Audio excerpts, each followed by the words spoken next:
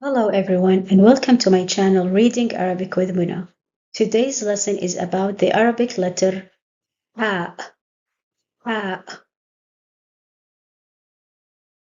The letter Ha is the sixth letter of the Arabic alphabet. The letter Ha is one of the three letters that share the same shape but has no dot. The Arabic Ha can be considered rare in the world languages. This is because it lacks a direct match in the widely spoken languages like English and other common contemporary tongues. This is why, when we write an Arabic word in English letters and the word has the letter Ha, we simply replace the Ha with H or with the Ha sound. This is because the nearest sound to Ha is Ha to non-Arabic speakers. And of course, this is written and pronounced. So we write ha instead of ha, and they also pronounce it ha. For example, listen carefully to these Arabic names. Hamza, Hamza. Ahmed, Ahmed. Samah, Samah. Now replacing the original ha sound in Arabic with an h or with the ha sound for English words, for example, is a fine, simple way to communicate words or meanings. But when you are learning the language, you need to master how to pronounce the ha sound. And this will take time because ha sound is a very prominent feature of the Arabic language. Thousands of words contain the ha sound or the letter ha in their words. So sometimes switching between two sounds like ha and ha could make all the difference in the meaning. Now, for some people, this will be easy, and for others will be more difficult. I mentioned before that the ha sound is a very rare sound in among the world languages, but I didn't say it's completely absent. There are some languages, modern languages today, that who use the ha sound in their language. On the other hand, there are many languages who cannot even produce the ha sound because it's either silent or absent or dropped in their spoken languages. So for those who do not pronounce ha or do not use it in their spoken language, they need to learn first how to pronounce the ha and then move to the ha sound. Now, if you want to learn more about these languages, please visit my blog post. You will find the link below in the description box. And now let's move straight to the exercises that will help you master the pronunciation of the letter Ha. All you will need is your full attention, imagination, and practical performance. And if you ask me how long will it take me to master the Ha sound, this depends on how much you practice and how much you listen to the language. So let's get started. Let's warm up for the exercise. I want you to take a deep breath from your nose and then exhale from your mouth. I don't want you to blow the air. Don't roll your lips. I want you to keep your mouth wide open as if it's a long sigh. So take a deep breath from your nose and release the air from your mouth slowly and gently. So let's start. Now, what did you notice? There are many things. First, the air flows gently and softly without any efforts. And you also noticed that there are no vibrations or tightening of your throat muscles. And lastly, the sound that you released from the air produces the ha sound. So, we will stick to this sound as our starting point to jump into the more deeper and rougher sound that is the ha sound. But before we move, let's quickly repeat the exercise. Take a deep breath from your nose and then exhale from your mouth and put your hands on your throat. You will notice that there are no vibrations or any movements because the air is flowing easily and effortlessly. Now, let's repeat the first step of the previous exercise. Take a deep breath from your nose, and then just before you exhale, block the air.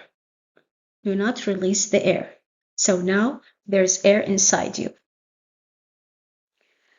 At this point, I want you to do two things.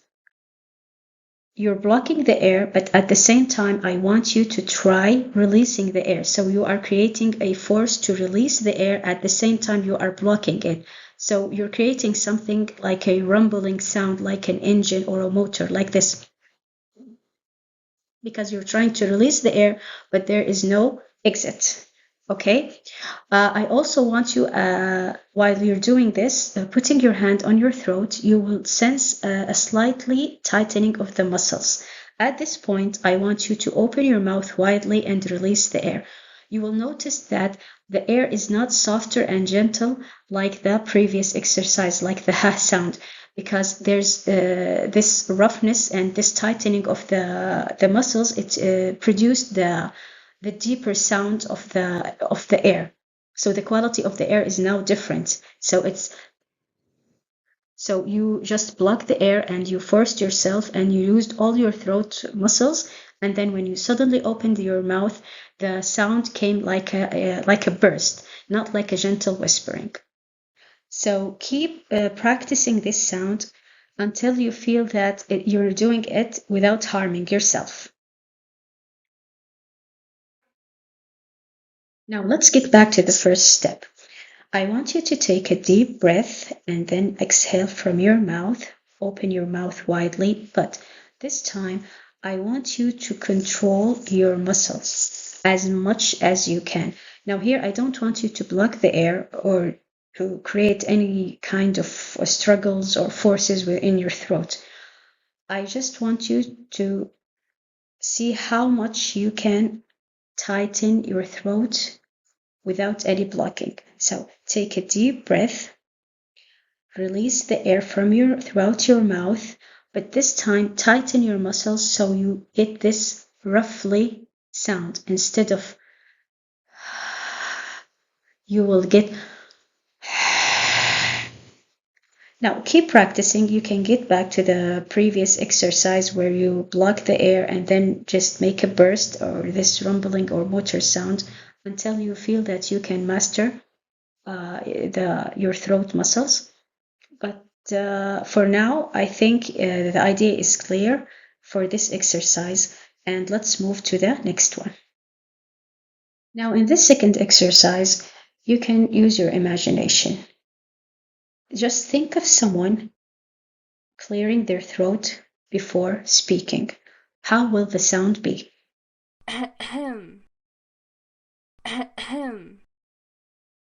Can you repeat this sound?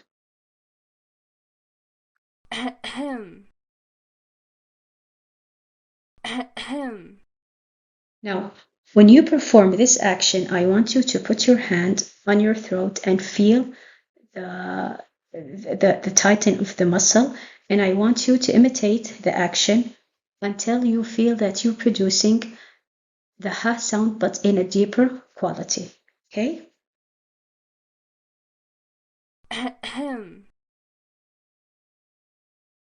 Next, in the same exercise, instead of imagining clearing your throat, you can simply imagine that you are coughing.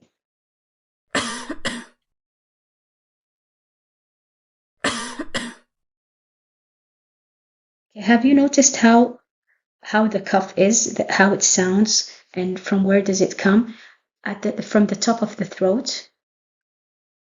Just just try to act it out and feel from where the sound is coming out.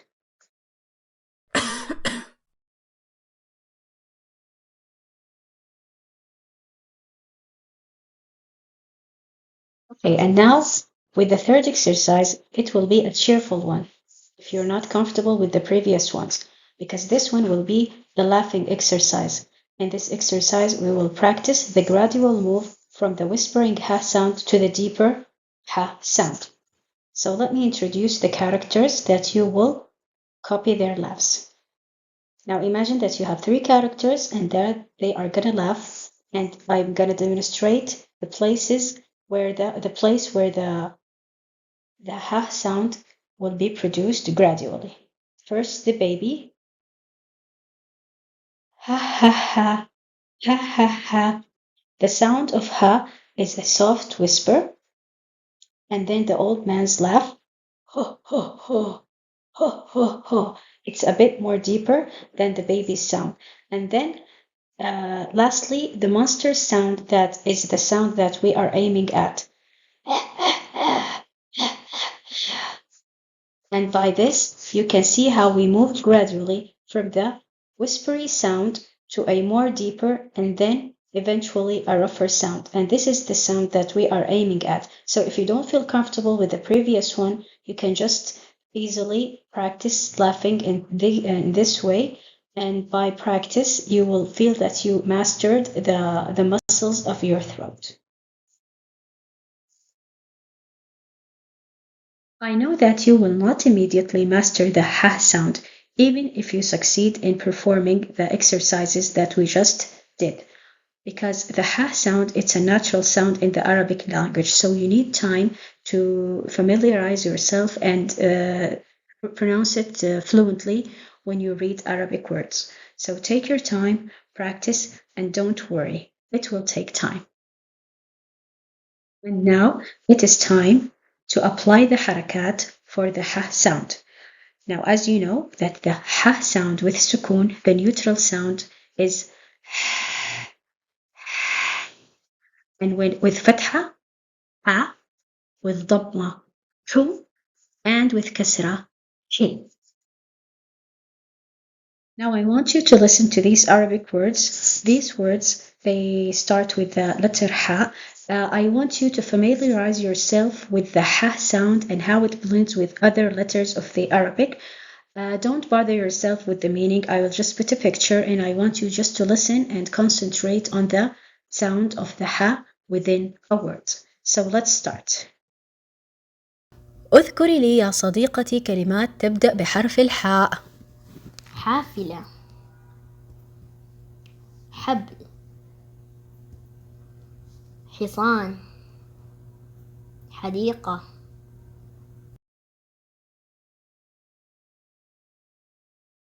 Finally, let's move to the hint that will help us link the shape of the letter ha to its sound. We mentioned that the shape of the letter ha shares the shape of two other letters of the Arabic alphabet, the jim and this other letter that we will learn about next week, inshallah. Except that the ha doesn't have a dot. Jim, we mentioned it's a precious letter because it likes to collect gems and jewelry. But ha likes to be free from carrying anything, even a dot. So it's a free letter, dot free letter. Now the word free in Arabic means hur, hur. The word hur, or the meaning of free in Arabic, starts with the letter ha. So now you will learn a new word that starts with the letter ha, hur, free. And what does a free man always wish?